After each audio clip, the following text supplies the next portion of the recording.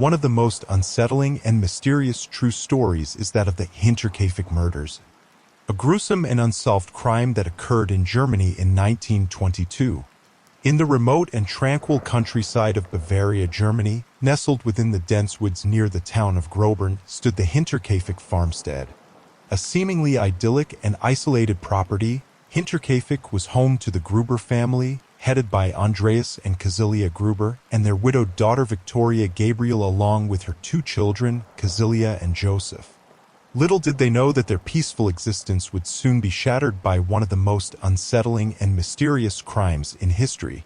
The foreboding atmosphere around Hinterkaifeck had been building for weeks leading up to the tragedy.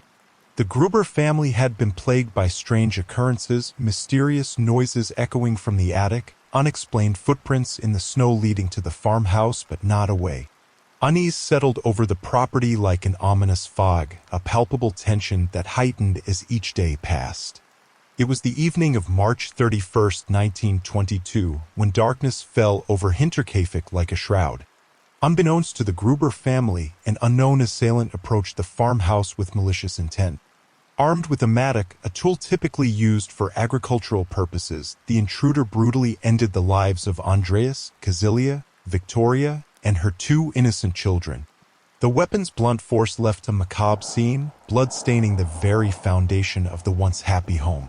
What transpired after the gruesome act is what adds an even more chilling layer to this tale. The murderers did not flee the scene immediately. Instead, they lingered on the farm for days, shrouded in an inexplicable and haunting silence. During this eerie post-mortem occupation, the cattle were attended to, meals were prepared in the kitchen, and smoke billowed from the chimney, indicating the unsettling normalcy of daily life in the midst of such unspeakable horror.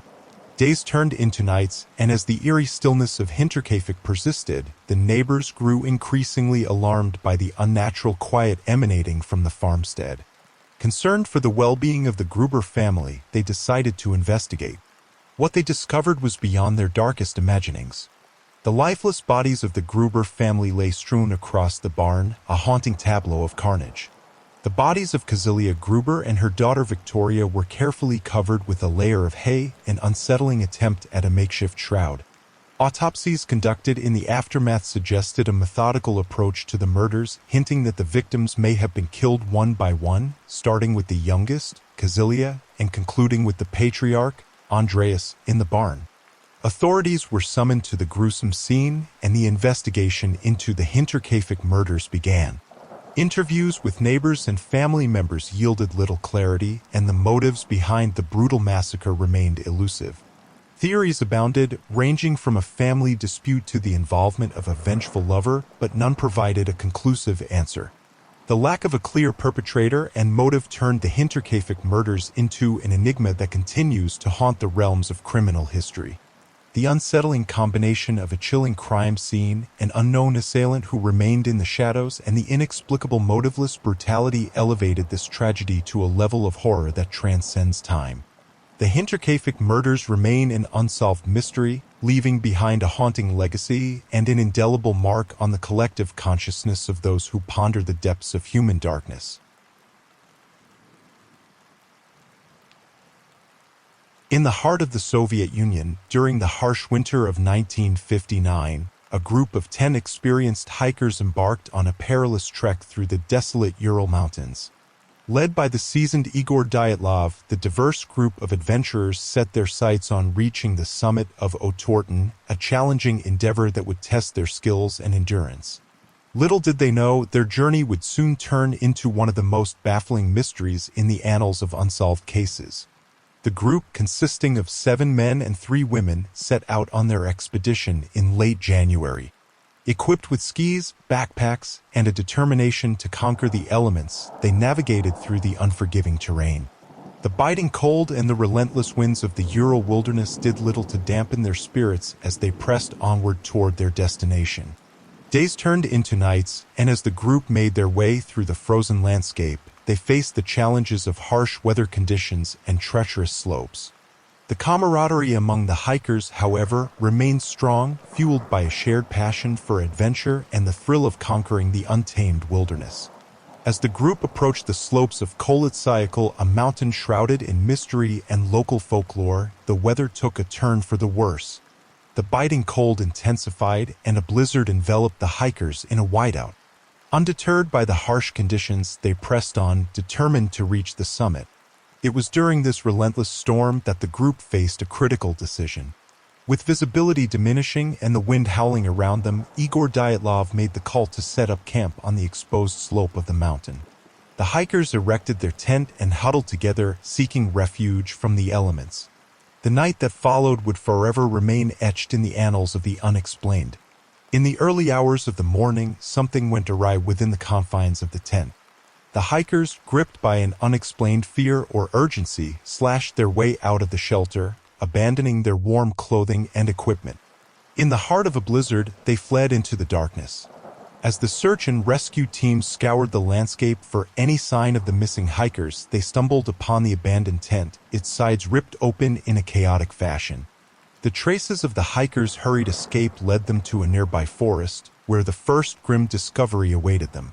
Two bodies, scantily clad and shoeless, lay near a small campfire, their frozen eyes staring into the abyss.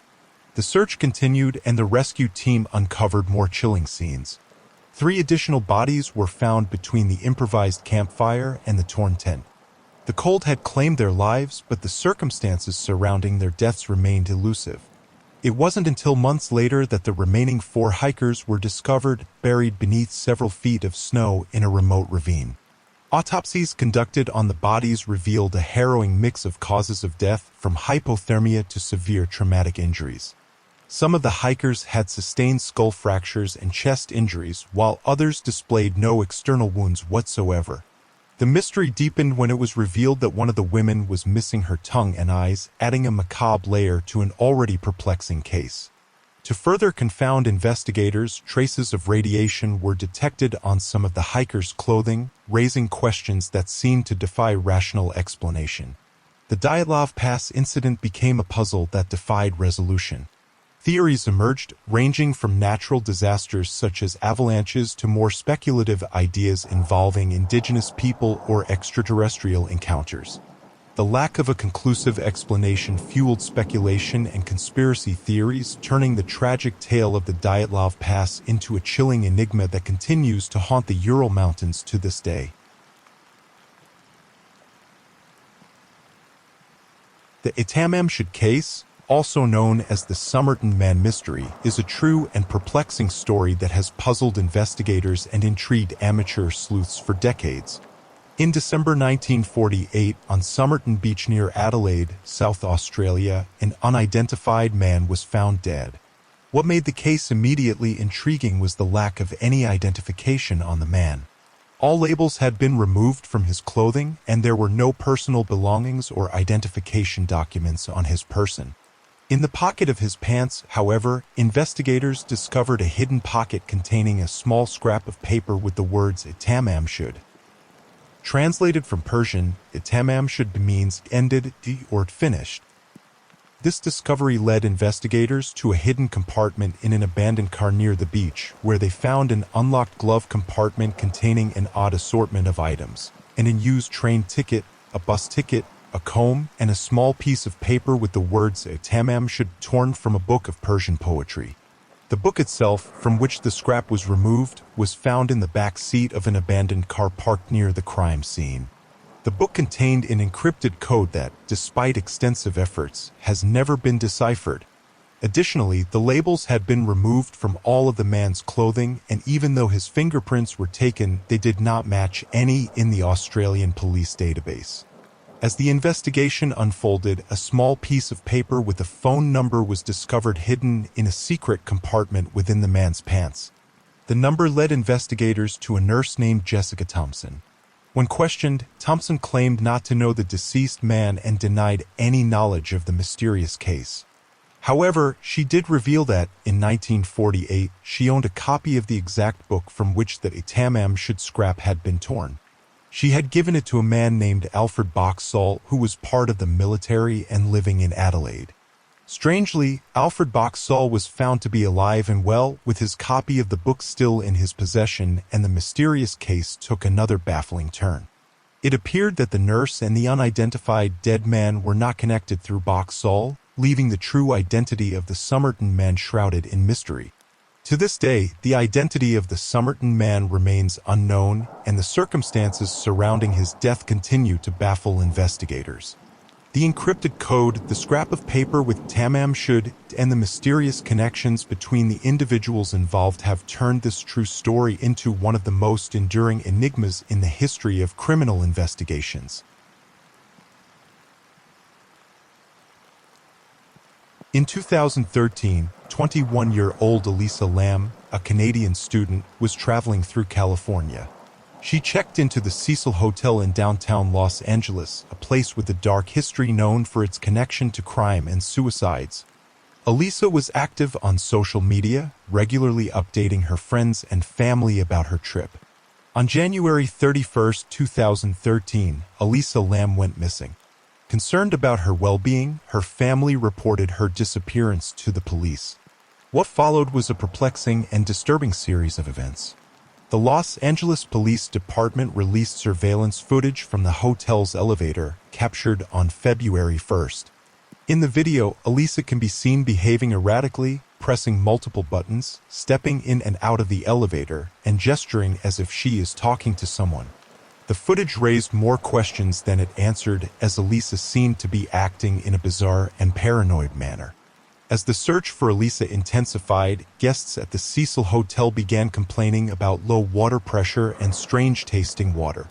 The hotel staff investigated and made a chilling discovery. Elisa Lam's lifeless body was found in one of the water tanks on the hotel's roof. The tank had to be drained to retrieve her remains. The circumstances surrounding Elisa's death remain a mystery. The rooftop water tank was secured with an alarm and heavy lid, making it unlikely that she could have accessed it alone.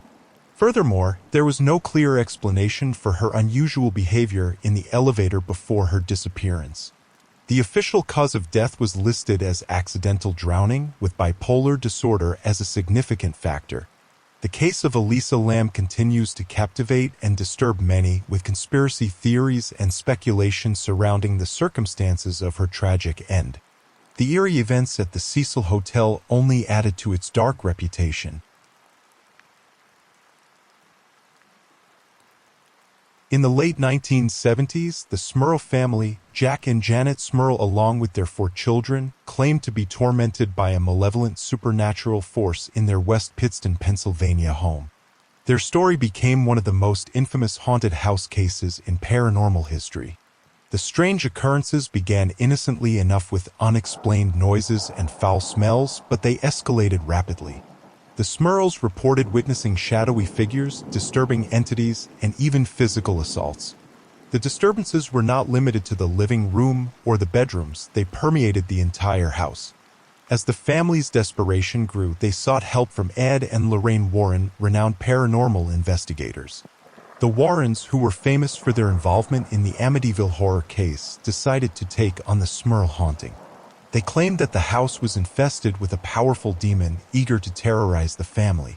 The Smurls and the Warrens collaborated to document the haunting, and the case became the subject of a book titled The Haunted by Robert Curran, detailing the terrifying events the family allegedly endured.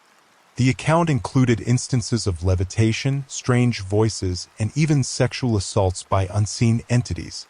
The Smurls asserted that the haunting followed them when they moved to a new home, further intensifying their horror.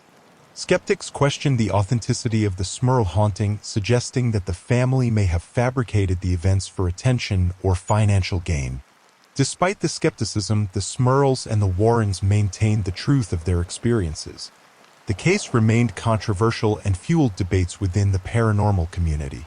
Whether it was a genuine haunting or an elaborate hoax, the Smurl haunting continues to be a chilling and perplexing tale of supernatural terror. The events surrounding the Smurl family remain shrouded in mystery, leaving those who encountered the story to ponder the thin line between reality and the unknown.